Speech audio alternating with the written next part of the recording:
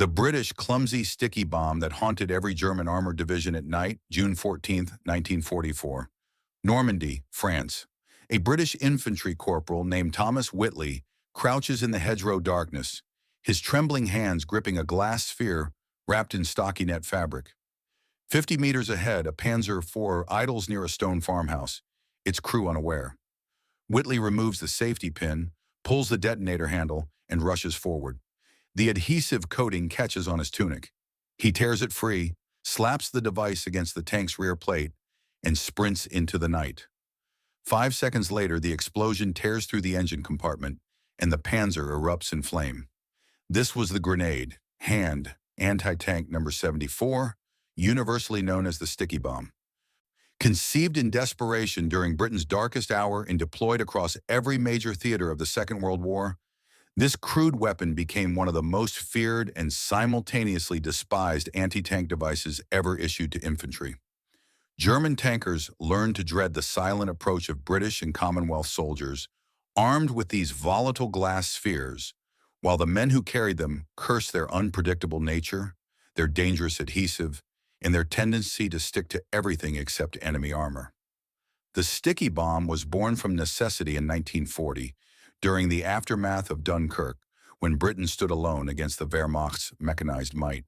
The British Expeditionary Force had abandoned virtually all its heavy equipment on the beaches of France.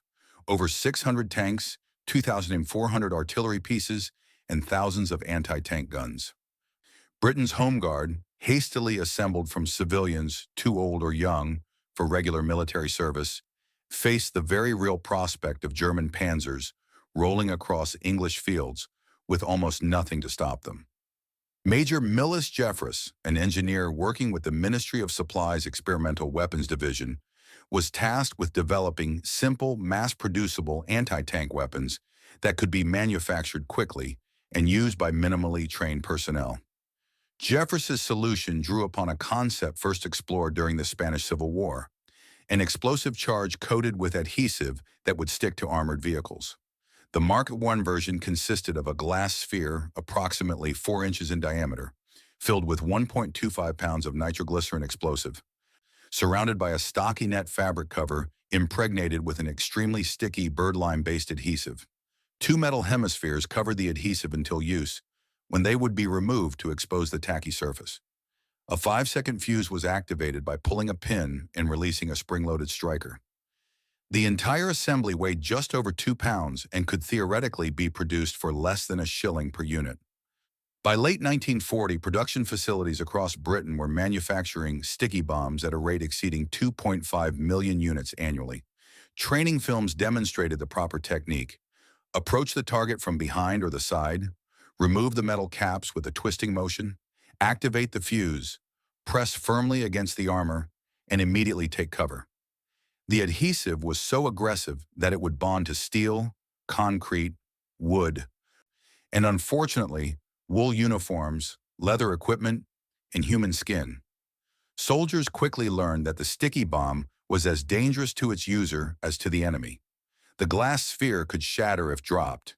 The adhesive could prematurely bond the weapon to the thrower, and the short fuse left minimal margin for error.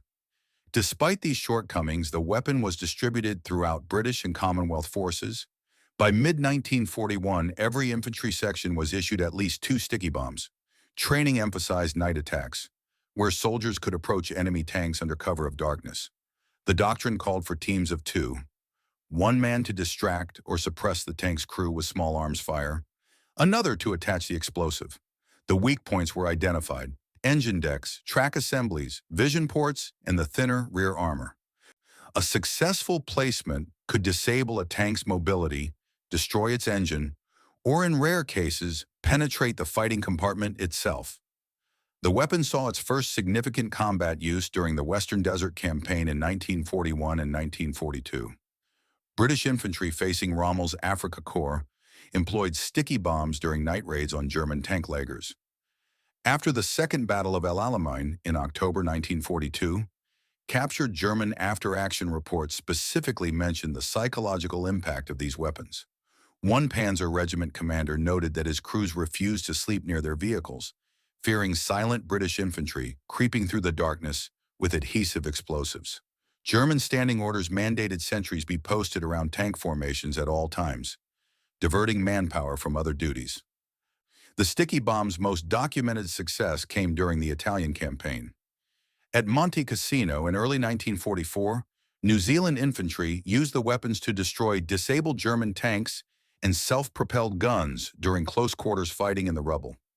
On the night of March 15, 1944, a Maury Battalion patrol attached sticky bombs to 3 Panzer III tanks parked near a monastery wall, destroying 2 and forcing the Germans to withdraw the third.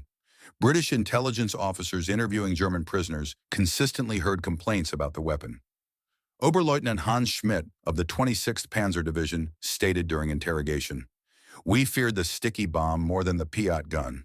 At least with the Piat, you could hear it being fired. The sticky bomb gave no warning. One moment you were sleeping beside your Panzer, the next it was burning." Yet the weapon's reputation among its users remained deeply ambivalent. Training accidents were common. In 1943 alone, British military hospitals treated over 800 cases of adhesive-related injuries, ranging from severe skin burns caused by the birdlime compound to broken bones from premature detonations. The 5-second fuse proved too short for many combat situations, resulting in numerous casualties among attacking infantry. Soldiers developed unauthorized modifications. Some wrapped additional cloth around the sphere to provide better grip. Others experimented with longer fuses scavenged from other munitions. A black market emerged for the metal-carrying canisters, which troops found useful for storing rations or personal items, leading to sticky bombs being transported loose in packs and pockets, dramatically increasing the risk of accidental breakage. The weapon's design flaws became even more apparent during Operation Overlord. In the Normandy hedgerows during June and July 1944, the sticky bomb proved nearly useless in daylight engagements. German tanks supported by infantry made close approach suicidal. The British increasingly relied on the Piat anti-tank projector and American-supplied bazookas, both of which offered standoff capability. Still, night raids continued.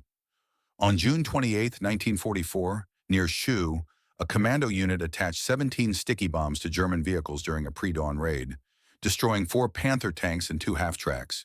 The after-action report noted that 3 commandos died when their sticky bombs detonated prematurely, and 2 others required hospitalization for adhesive-related injuries. The weapon's versatility extended beyond anti-tank use. British commandos employed sticky bombs as demolition charges against bunkers, artillery pieces, and supply dumps. During raids on occupied Norway and France, the devices proved effective at disabling coastal defense guns and destroying ammunition stores. The adhesive made them particularly useful for attacking vertical surfaces or overhead structures where conventional explosives would slide off. Special operations executive agents parachuted into occupied Europe carried modified sticky bombs with extended 10-second fuses for sabotage operations against railway infrastructure and factory equipment. As the war progressed, German countermeasures evolved. Panzer crews began applying Zimmerit paste to their tank surfaces, a rough, non-magnetic coating designed primarily to prevent magnetic mines, but which also significantly reduced the sticky bomb's adhesion. By late 1944, virtually all German armor produced incorporated this anti-magnetic coating, though intelligence assessments revealed that German high command specifically mentioned adhesive explosives as a threat during design discussions. Tank lagers implemented more sophisticated security protocols, including wire barriers placed around parked vehicles to prevent close approach, and trip flares positioned to illuminate potential attackers. Some German units even requisitioned dogs to patrol around tank formations at night, trained to alert on approaching infantry. British weapons designers attempted to address the sticky bomb's shortcomings. The Mark II version, introduced in limited numbers in 1943, featured a stronger glass sphere, improved adhesive formula, and a 7-second fuse option. The Mark III prototype, developed in 1944 but never mass-produced, incorporated a shaped-charge warhead that could penetrate up to 75 millimeters of armor. However, by this stage of the war, more effective weapons like the Piat Mark I and the American M9A1 bazooka had largely supplanted the sticky bomb in frontline service. Production ceased in early 1945. though existing stocks continued to be issued through the war's end. The strategic impact of the sticky bomb extended beyond its direct military effectiveness. The weapon represented Britain's industrial and innovative response to existential crisis. During 1940 and 1941, when invasion seemed imminent and conventional anti-tank weaponry remained scarce, the sticky bomb provided both a practical defense capability and crucial psychological reassurance to Home Guard units and regular infantry. The fact that it could be manufactured using existing industrial capacity, glass factories, textile mills, and chemical plants, meant production did not compete with more sophisticated weapon systems. Over 6 million sticky bombs were manufactured between 1940 and 1945, at a total cost of approximately $2.5 million, making it one of the most economical weapons programs of the war. Post-war analysis by British military historians offered measured assessments. The weapon accounted for an estimated 150 to 200 confirmed German armored vehicle kills across all theaters, with perhaps twice that number damaged or disabled. These figures pale in comparison to anti-tank guns, tank destroyers, and aircraft-delivered weapons. Yet the psychological impact on German armored formations was disproportionate to its actual effectiveness. The constant threat of silent night attacks forced changes in German operational doctrine, consumed resources for countermeasures, and contributed to crew fatigue through mandatory security watches. After VE Day, remaining stocks were largely destroyed, though significant quantities found their way into post-war conflicts.